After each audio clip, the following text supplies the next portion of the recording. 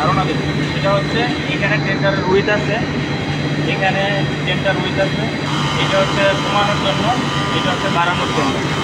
তারপরে speed up, speed down, এরপরে tender stop, red signal মানে স্টপ। তারপরে আছে আউটলেট, সামনের যে ডায়া আপ ডাউন করার জন্য এখানে কমানো এবং এটা বাড়ানোর জন্য দেওয়া আছে। এটা হচ্ছে সিগন্যাল।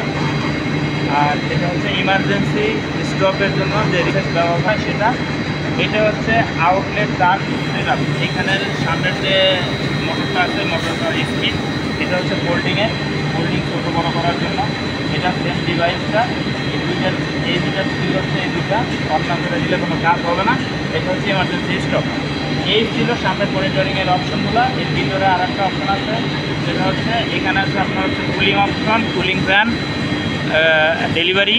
এটা হচ্ছে কাটিং, এই মেশিনে যে মেশিনে কাটিং সেট আপ আছে সেই মেশিনে কাটিং। এখানে হচ্ছে নাইট, এটা হচ্ছে নাইট সেন্সর, সামনে এগুলো ব্যবহার করে। আর স্ট্যাটিক ইলেকট্রিসিটি, এটা প্রত্যেকটা মেশিনেই থাকে, সেটা হচ্ছে ফোল্ড। এটা হচ্ছে টেন্ডার অন, এটা হচ্ছে স্পিড আপ, স্পিড ডাউন। এরপরে আসি আমরা হচ্ছে আপনার উইথ সেটিংয়ে। এটা আমরা ইঞ্চিতেও ব্যবহার করতে পারবো, সিএমএও ব্যবহার করতে পারবো। এরপরে আসে অ্যালার্ম।